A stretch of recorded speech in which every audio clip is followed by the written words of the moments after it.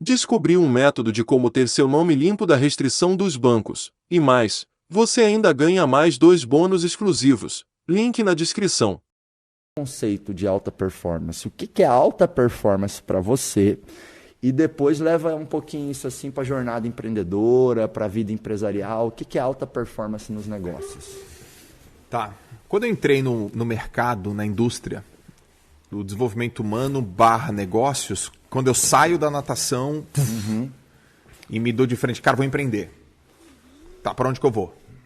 Bom, onde que eu sou bom? Desenvolvimento pessoal, treinar pessoas, tá. Qual vai ser o nicho que eu vou pegar? E aí teve um nicho que eu comecei assim, desenvolvimento pessoal muito grande, né, cara? Amplo pra caramba. Eu falei, e aí, uns players gigantes. Teu pai lá, assim, um gurilão de 400 quilos. Falei, caraca, pesado aqui. Eu também, eu olhava pro outro lado, tinha outras escolas, outras coisas. E eu fiquei meio ali entendendo. Até que o momento que eu vi uma pessoa falando sobre alta performance. E aí eu falei, pô, cara, minha vida, isso aqui é alta performance. Peguei, gostei disso aqui, né? Eu sempre fiz nadadores performar em alta. E quando eu fui ver o mercado, a indústria, eu vi que a turma estava falando de alta performance de uma maneira equivocada. Eu falei, isso aqui não é alta performance. Isso aqui não é alta performance. O que é, Joel? Não sei o que é, mas isso aqui não é alta performance. E aí eu criei um conceito, eu criei um termo, eu chamei, isso é auto performance. E se você pegar, você não tem livro falando sobre auto performance. Eu estou escrevendo, né? Eu estou começando a me transformar nesse cara. E aí, quando eu investigo profundamente, Marcos, eu vejo um cenário na minha frente que eu falo, se o cara quiser atingir alta performance, ele está fugindo de uma coisa que não vai levar ele para alta performance. Então, por exemplo, vou te dar exemplos práticos. Já vou chegar na questão do empreendedorismo. Quando eu estava no pódio, eu atingi alta performance. Quando eu não estava no pódio, eu não atingia alta performance. Mas pode ser que eu estava na minha melhor performance. Então eu estava na minha auto performance. Mas não deu. Puta, tá o Gustavo Borges, tá o Fernando Scherer e tá o César Cielo. No dia que eu entrava naquele pódio, eu falava, cara, eu tô em alta. Quando eu não estava no pódio, eu olhava pro pódio e falava, o que eles fizeram diferente de mim? Eu me comparava. E aí eu comecei a ver no mercado que as pessoas falam assim, não se compare com as outras. Eu falei, cara, mas isso na alta performance não é assim que funciona. As pessoas se comparam. Só que não é uma comparação da qual as pessoas estão falando. Não é uma comparação para você ficar mal. É uma comparação para você ter referência. O que o Marcos está fazendo no negócio dele? O que eu estou fazendo no meu negócio? Deixa eu comparar. Só que eu comparo aquilo para ter referência. Então a primeira coisa que eu falei assim, gente, alta performance é um resultado acima de 80% dos teus pares. Numa coisa. Tem 10 pessoas no teu time de vendas. Você está entre os top 2, você está em alta performance.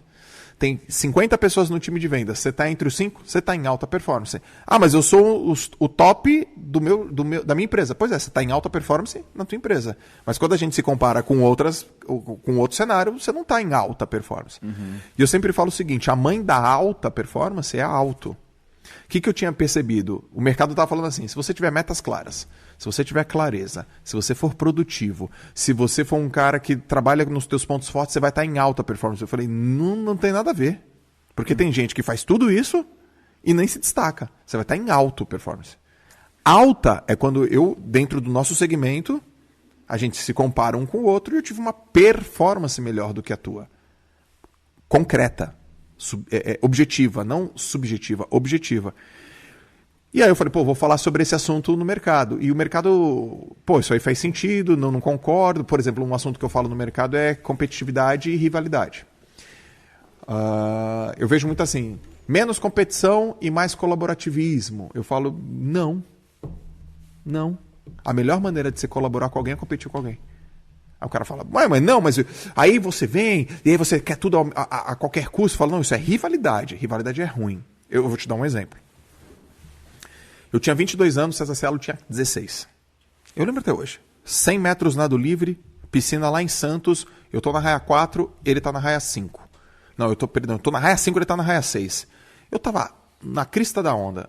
E eu vejo um moleque de 16 anos, de 1,95 m, magrelinho. Eu falei, esse moleque tem 16 anos, esse tal de César Cielo, esse moleque é bom. Eu já sabia que ele era bom. A gente nada 100 metros nado livre. A minha cabeça, ele é rápido, Ele é muito veloz, esse moleque. Então a gente vai passar os primeiros 50 metros meio que junto, mas quando tiver os outros 50, eu sou melhor que ele, sou mais forte que ele. E aí a gente começa a nadar a prova, a gente nada, 50 metros, e eu tô vendo ele aqui, tá tudo dentro da minha cabeça. Bum, a gente vira, e aí nos últimos 50 eu começo. E o cara comigo, meu. Falta 40 metros, o cara comigo. Falta 25 metros, falei, agora, Joel! E o cara comigo. Eu falei, epa, peraí, mas já era pra ele estar atrás. E aí eu faço força, Marcos, muita força. E ele comigo. E eu faço mais força ainda. E ele comigo. E eu faço mais, muita, no limite. Ele do meu lado. Eu falei, caraca, falta 5 metros. Eu dou uns berros. Bum, eu bato, eu ganho dele, sei lá, por uns 5 centésimos. Eu lembro até hoje, cara. Ele tira a touca, o cabelo cai na cara, ele olha pra mim, ele... Valeu, Joel, valeu. E eu, valeu, Cezão. Se ele não tivesse ali, não ia sair aquele meu tempo. Se eu não tivesse ali, não ia sair aquele meu tempo. A gente foi rival... Não, a gente competiu pra caracas. O César colaborou comigo? Muito. O César colaborou comigo. Porque se ele não tivesse ali, eu não ia fazer aquela performance. Então eu comecei a conversar assim com a audiência. Galera, vocês estão fugindo de uma coisa que não precisa fugir. Agora, rivalidade é querer ter o mal, esganar teu pescoço, querer que você... Não. A competição é extremamente saudável. Saudável, né? cara. Ela é um dos componentes fundamentais do capitalismo. Exato. E o que o capitalismo fez? Ele dobrou o tempo médio de vida das pessoas. Se você pega de 100 anos atrás, eu não vou saber exatamente a quantidade de anos, mas assim, em algo em torno de 100 anos, a expectativa de vida média de uma pessoa no planeta Terra dobrou. Sim. Então, hoje as pessoas vivem, em média, o dobro, Joel. Por quê? Por causa da competição do capitalismo.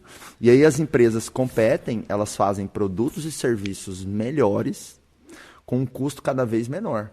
Então, o capitalismo ele cria fenômenos como, por exemplo, um notebook há 15 anos atrás, ou 20 anos atrás, era inacessível para 90% das pessoas. Hoje... Lembra o celular lá, sei lá, 25 anos atrás? Então, competir é uma coisa linda, maravilhosa. Eu acho que o ponto aí é realmente não passar, e aí eu amei o que você trouxe, né? Não cruzar essa linha da rivalidade, onde se cria uma rixa, uma disputa nociva. Isso. E uma falta de compreensão dos elementos positivos que existem na competição, né? Porque realmente um puxa a barra do outro. Eu sempre né? falei, competitividade é diferente de rivalidade. Rivalidade é ruim. Competir é bom. Só que tem uma coisa, você falou, tá, Joel, e na alta performance?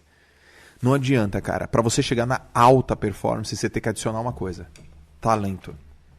Aí eu vou te dar outro exemplo.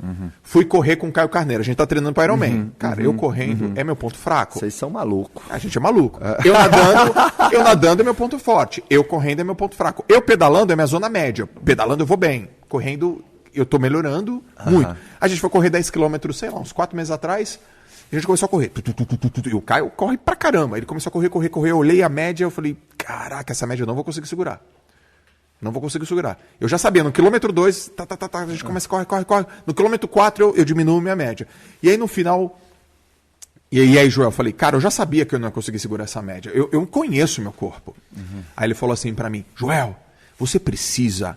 sentir isso, é isso que vai fazer você melhorar. Você precisa ter essa sensação. Eu falei, Caio, eu senti isso a vida inteira. Isso que você está pedindo, eu senti a vida inteira. A diferença é que eu sentia isso e estava em primeiro. Dentro da piscina. Eu senti e estava em primeiro. Aqui eu sinto isso, a mesma coisa, e estou em último. Aí ele, a importância da gente fazer esforço na nossa zona de talento. Então você vai competir? Vai. Naquilo que você tem talento. Joel, como é que eu percebo se eu tenho talento numa coisa? Se você aprende rápido, se as pessoas reconhecem que você é bom, se você fica muito tempo fazendo, se você melhora uma coisa, você até refina aquela coisa, e se você percebe avanço. Talvez você não atingiu a máxima performance ou a alta performance, você progrediu. Então, quando você tem a competitividade, quando você olha para os outros e tem como referência para depois você ter um progresso pessoal, quando você adiciona o teu talento, cara, você vai performar. Então, você é bom de comunicação? Sou. Você adora fazer conexão com as pessoas? Sim. Vai para a área de vendas, Vai para a área de vendas. Ah, mas eu ainda não sei vender. Isso é treino, isso é refinamento, isso é processo, é educação que você ensina. Mas, você gosta de fazer amizade, você gosta de se relacionar com as pessoas. E aí você fala uma vez pro cara, ele melhora. Nas vendas, por exemplo, que foi o começo do podcast que você falou, tem uma máxima das vendas que eu aprendi e eu uso. Quem fala primeiro perde, quem pergunta melhor ganha, a melhor história sempre vence. Ótimo. Uau. Eu aplico isso. Vender para mim é fácil, mas é muito fácil. Tem gente, meu Deus do céu, Joel, vender é muito difícil. Eu falo, vender é fácil. Tem um autor, o Jeffrey Gitomi, que ele fala assim, as pessoas adoram comprar, mas odeiam que as coisas sejam vendidas para elas. Então, para mim tá claro. Eu já entendi. Eu falo, cara, quem fala primeiro perde. Então tá bom, deixa a pessoa falar. Quem pergunta melhor ganha. Pergunta aberta ou pergunta fechada? Pergunta aberta. A melhor história sempre vence. E aí, daqui a pouco, o cara tá tão... Ele tá tão imbuído com você que ele fala, o que você tem aí, ô Marcos? Que programa que é esse aí? Deixa eu fazer. E o negócio ficou sutil, ficou fluido. Agora, eu entendi isso. Eu gosto de gente. Minha comunicação é fácil. Eu não tenho medo de fazer prospecções. E aí isso me coloca numa performance. Não, eu sou um vendedor. E sempre fui um vendedor. A diferença é eu sempre fui, não assumia, para agora sou e assumo. Né? Então, por exemplo, na minha empresa, eu sou o cara que vendo. Eu sou o cara que faz a gestão? Não. Eu entendo? Entendo, mas eu não faço. Eu sou o cara que vejo contabilidade, jurídico, financeiro? Não, não sou esse cara.